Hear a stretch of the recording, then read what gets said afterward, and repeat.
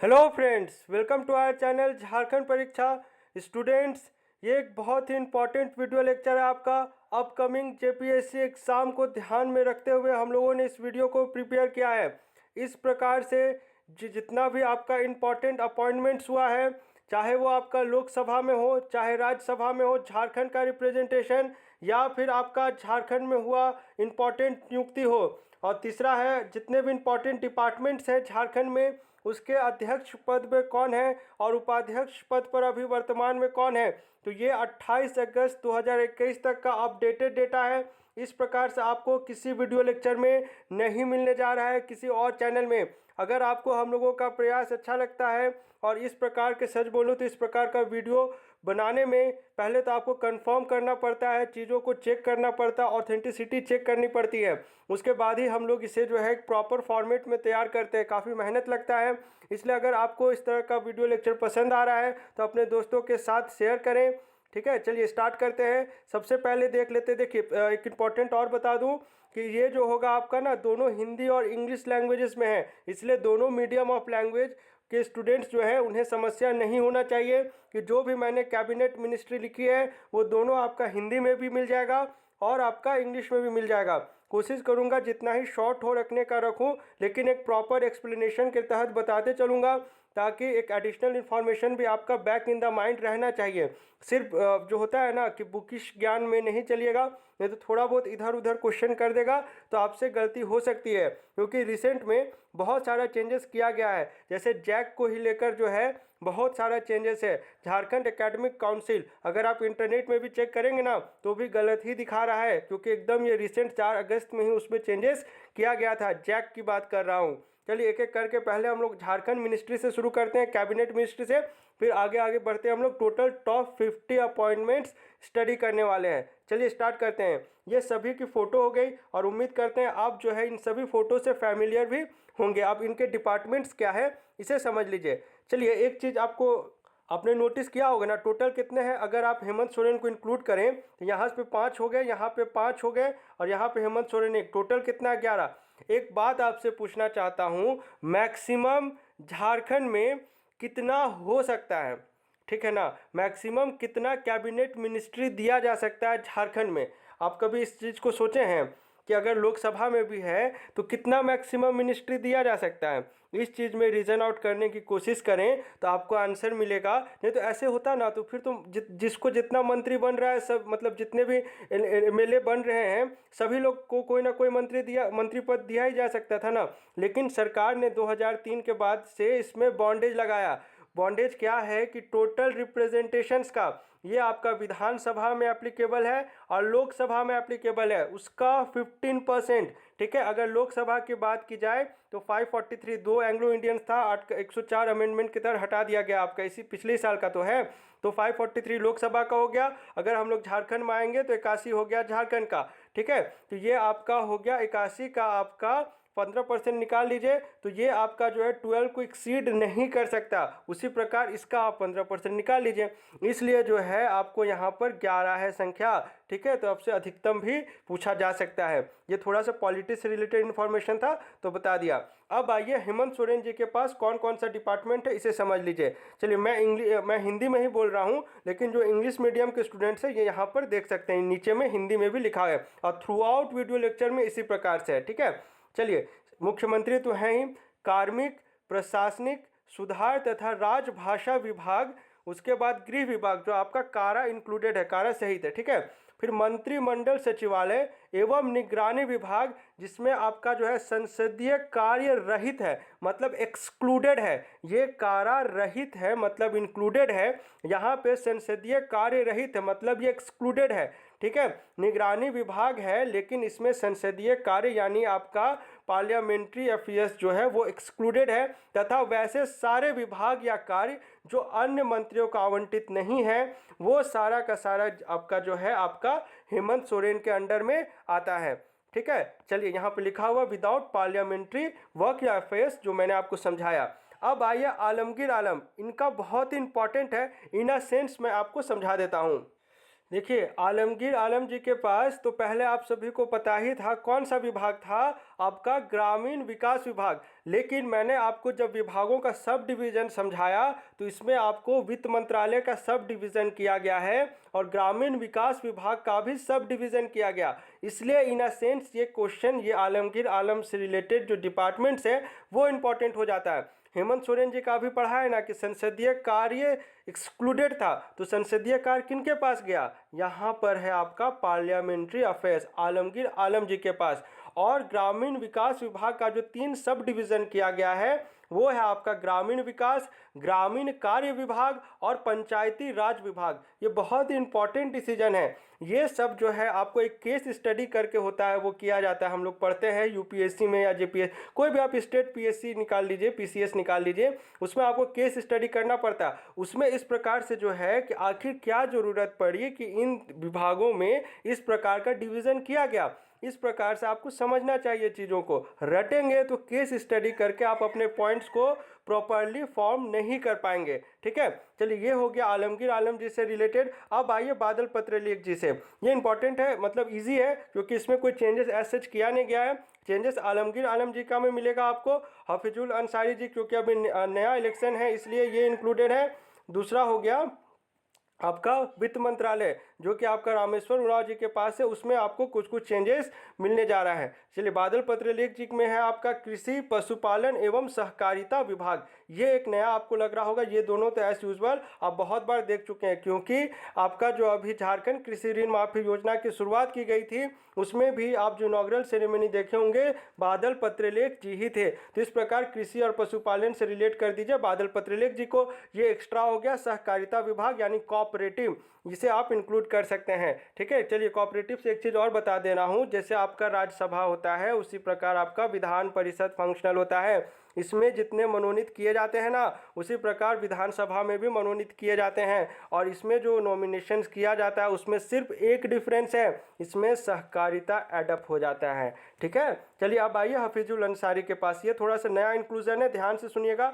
अल्पसंख्यक कल्याण, पर्यटन विभाग, कला एवं संस्कृति विभाग, खेलकूद, युवा कार्य एवं निबंधन विभाग। तो ये इंपॉर्टेंट है। निबंधन विभाग कुछ दिन पहले हेमंत सोरेन जी के पास था लेकिन ये वापस अब अलॉट कर दिया गया है।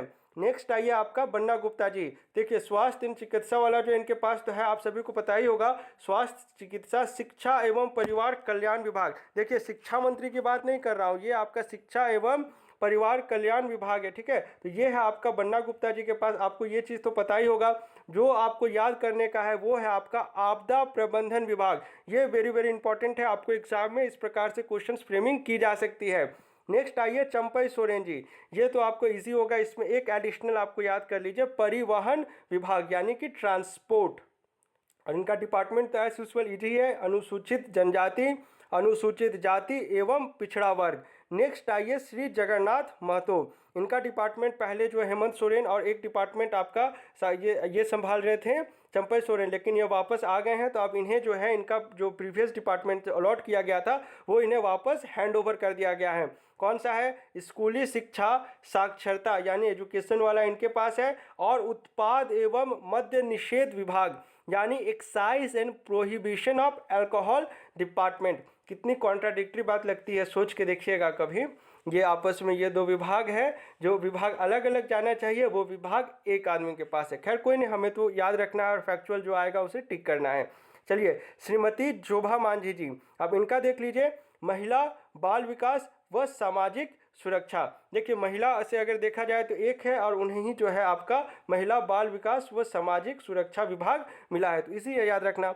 नेक्स्ट आइए श्री मिथिलेश कुमार ठाकुर, एक ही विभाग है, पेयजल एवं स्वच्छता विभाग। अब आइए श्री रामेश्वर उरांव जी। जैसे आपको आलमगीर आलम जी का पता होना चाहिए 3 डिविजन्स जो किया गया आपका ग्रामीण विकास विभाग में, उसी प्रकार से वित्त विभाग में भी डिवीजन है। क्या है इसे समझिए। वित्त तो आपका था ही, एक आपका बन गया योजना एवं विकास, दूसरा बन गया आपका वाणिज्य कर। तो ये इसमें एक थोड़ा सा डिवीजन है, 3 उसमें 3 इसमें भी है, इसलिए ये एक नया इंक्लूजन हो गया। और ये तो पहले से था ही। खाद्य सार्वजनिक वितरण हो गया यानी आपका पब्लिक डिस्ट्रीब्यूशन, पीडीएस वगैरह इनके अंडर आ जाएगा।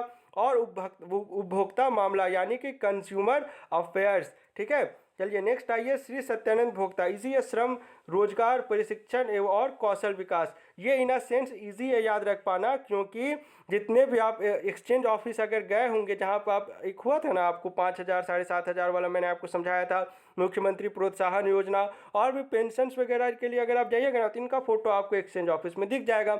जिला वाइज भी तो होता है, वहाँ पर भी जाके आप देख सकते हैं। तो सत्यानंद भोक्ता हो गया, आपको श्रम रोजगार से जोड़ देना है। आप ऐसे याद कर लीजिए, योजना से ही जोड़ दीजिए ना कि श्रमिक योजना जो मैंने आपको पढ़ाया, अच्छा रोजगार सृजन नहीं पढ़ाया है ना, अच्छा 2 पार्ट बचा हुआ है ना, उसमें आपको मुख्यमंत्री रोजगार सृजन योजना भी पढ़ा दूंगा, इंपॉर्टेंट है, उसमें कितना अनुदान देगा आपसे पूछ सकता है। चलिए नेक्स्ट आइए, यहाँ पे इंग्लिश में लिखा हुआ। अब आइए एक एक करके जो आपका विभिन्न जो विभाग हो गए, जैसे कि आपका जेपीएससी हो गया, जेएसएससी हो गया, फिर आपके बाद जो हमारा झारखंड स्टेट क्रिकेट एकेडमी हो गया, ये सब पर हम लोग वापस आते हैं। ठीक, चलिए विधानसभा अध्यक्ष कौन है अभी?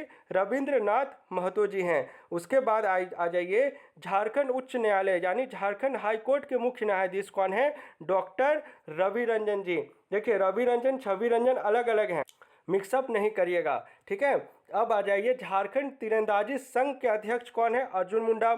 इसके बाद आ जाइए केंद्रीय जनजातीय व आदिवासी कल्याण मंत्री कौन है? अर्जुन मुंडा। लोकायुक्त कौन है? ध्रुव नारायण उपाध्याय। ठीक है, ये एक नया आपको पता होना चाहिए, तो याद होगा उम्मीद करते हैं।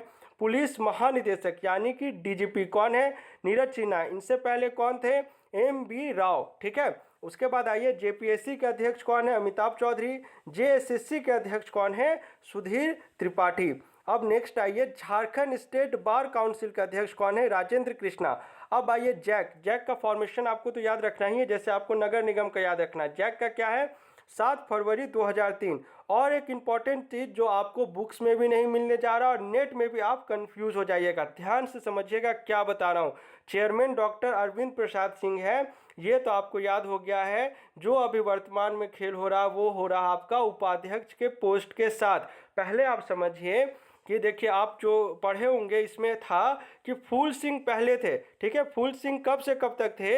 आपका 15 सितंबर 2018 से 3 जून 2020, यानी 3 साल का इनका कार्यकाल होने वाला था। लेकिन गवर्नमेंट बदलती है, इनकी नियुक्ति कब की है? रघुवर दास सरकार की। आई सरकार हेमंत सोरेन की, और इन्हें चेंज कर दिया गया और अपॉइंट कर दिया गया डॉक्टर शंकर लाल को। अब जो है डॉक्टर जो फूल सिंह थे, इन्होंने आपका केस दायर किया हाई कोर्ट में, और 4 अगस्त का ही फैसला है कि ये फैसला चला गया है फूल सिंह के पक्ष में। यानी अगर अब नया अपॉइंटमेंट होगा उपाध्यक्ष का तो वो फिर से फूल सिंह बनेंगे, ना कि डॉक्टर शंकर लाल। उम्मीद करते हैं आपको ये कॉन्सेप्ट समझ आ गया होगा। बुक्स में अभी डॉक्टर शंकर लाल ही मिलेगा, क्योंकि वहाँ पे खुद भी लिखा हुआ शंकर लाल, क्योंकि ये आपका काफ़ी रिसेंट जो है चेंजेस या हाईकोर्ट का डिसीजन है। उम्मीद करते हैं जैक वाला कॉन्सेप्ट आपको समझ आ गया होगा। नेक्स्ट आइए आपका, हाँ, झारखंड विधानसभा में नेता प्रतिपक्ष कौन है अभी?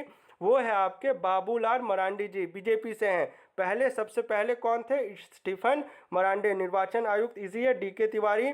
अब आइए मुख्य निर्वाचन पदाधिकारी। ठीक है, तो ये है आपका के रवि कुमार। इनसे पहले कौन थे? राहुल परवार, मुख्य निर्वाचन अधिकारी थे। ठीक है, अब ये आ जाइए, एक ही याद रखिए ना, के रवि कुमार याद रखिए। अब जेएससीए के अध्यक्ष कौन है? डॉक्टर नफीस अख्तर खान। इसके साथ साथ आपको इसका उपाध्यक्ष भी याद रखना पड़ेगा, क्योंकि ये काफ़ी इंपॉर्टेंट पर्सनैलिटी हैं।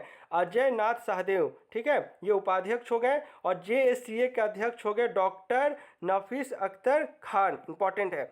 अब आइए यूनिसेफ के प्रमुख झारखंड से कौन है? प्रशांत दास। देखिए यूनेस्को का आप अभी जितने भी अंडर 18 या अंडर 16 फुटबॉल कैंप देखते होंगे, 14 के अंडर 14 वुमेंस लड़कियों के लिए जो आप स्पोर्ट्स कैंप देखते होंगे या वैक्सीनेशन कैंप देखते होंगे, तो उस पर यूनिसेफ की बहुत बड़ी भागीदारी रहती है। खास करके जो कम्युनिटी रेडियो स्टेशन मैंने आपको पढ़ाया है कि कौन सा, एक ही तो है आपका रांची यूनिवर्सिटी का, उसमें भी यूनिसेफ की बहुत बड़ी भागीदारी है। अब आइए अन्य में भी कुछ कुछ इंपॉर्टेंट है जो आपको सेंटर लेवल में झारखंड के होते हुए काम कर रहे हैं। इनमें से है एक आपका राय महिमा पात्र। ये पहले कौन थे? रांची के डीसी रह चुके हैं। इन्हें क्या बनाया गया है, इसे पढ़ लीजिए। ये 20 सितंबर 2020 की बात है। झारखंड सरकार के आईटी निदेशक राय महिमापत रे को भारत सरकार के आर्थिक मामलों के मंत्रालय का उप सचिव बनाया गया है। ठीक है, ये 2011 बैच के अधिकारी रह चुके हैं झारखंड कैडर से। कौन? राय महिमापत रे। अब आइए नेक्स्ट आइए, एडिशनल डायरेक्टर जो है सीबीआई के अभी कौन है? अजय भटनागर, जो कि आपका जिस समय इन्हें अपॉइंट किया as an additional director CBI का, वो उस समय जो पद संभाल रहे थे वो कौन सा था? जॉइंट डायरेक्टर सीबीआई का। तो दो पोस्ट है इनके पास अभी। कौन कौन सा है? जॉइंट डायरेक्टर सीबीआई और एडिशनल डायरेक्टर। ये रिसेंट है इसलिए इसे याद रखें। और ये कौन से हैं? 1989 बैच के आईपीएस ऑफिसर, आईएएस नहीं आईपीएस ऑफिसर है झारखंड कैडर के।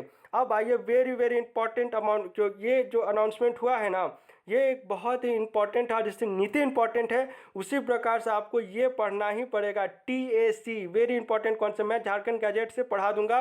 3-4 योजना बोला हूँ ना, योजना नहीं पॉलिसी जो मैं आपको पढ़ाऊंगा उसमें ये भी इंक्लूडेड है। क्या है? Jharkhand tribal advisory council ex officio यानी पदेन अध्यक्ष कौन है? हेमंत सोरेन। पदेन क्यों कहा जाता है? क्योंकि इसे अपॉइंट नहीं किया जाता है, चूंकि ये सीएम है इसलिए जो है ये आपके अभी हेमंत सोरेन इसके अध्यक्ष हैं। ठीक है, जैसे ही कोई और सीएम आएगा वो चेंज हो जाएगा। सीएम इसका हेड होगा, किसका? झारखंड ट्राइबल एडवाइजरी काउंसिल का। अब आइए राज्यसभा में झारखंड से एमपीज कौन है? देखिए ऐसे तो 6 है, 6 का नाम आपको पता होना चाहिए। श्री समीर उरांव जी हो गए, मुख्तार अब्बास नकवी जी हो गए, महेश पुद्दार जी हो गए, धीरज प्रसाद साहू जी हो गए। अब ये दो नाम आपको इंपॉर्टेंट है क्योंकि ये दो नाम इस बार का 22 जुलाई को इन्हें शपथ लेना था। तो 22 जुलाई को तो आपका दीपक प्रकाश जी ने शपथ ले लिया, लेकिन हेमंत सोरेन जी ने आपका नवंबर में शपथ लिया था, चूंकि शिबू सोरेन जो है आपका कोरोना से संक्रमित हो गए थे। तो ये दो नाम आपको इंपॉर्टेंट है, याद रखना है। अब देखिए लोकसभा का तो आपको याद ही होगा, इसमें एक नाम आपको बहुत इंपॉर्टेंट है, वो है आपका यहाँ पर देखिए श्रीमती अन्नपूर्णा देवी जी का। क्यों इंपॉर्टेंट है? क्योंकि इन्हें हाल में ही करेंट जो आपका मिनिस्टर है मिनिस्ट्री ऑफ स्टेट में जो है एजुकेशन का, इन्हें ये पद दिया गया है, या कैबिनेट मिनिस्ट्री या मिनिस्टर ऑफ स्टेट वाला कह लीजिए, एजुकेशन का इन्हें अपॉइंट किया गया है। ठीक है, तो ये हो गया आपका 30 उधर पढ़ा दिया और ये टोटल 30 हो गया और आपका 20 इधर हो गया। तो ये टोटल आपका 50 इंपॉर्टेंट अपॉइंटमेंट्स है। मैं पीडीएफ अपने टेलीग्राम चैनल में अपलोड कर दूंगा, आप यहाँ पर देख सकते हैं। मैंने सारा जो है इंपॉर्टेंट फोटो के साथ यहाँ पर एक प्रॉपर पीडीएफ के फॉर्म में बनाया हुआ है। उम्मीद करता हूँ आज का वीडियो लेक्चर आपको पसंद आया होगा। मिलते हैं झारखंड के अगले स्टडी वीडियो लेक्चर में। Thanks for watching this video.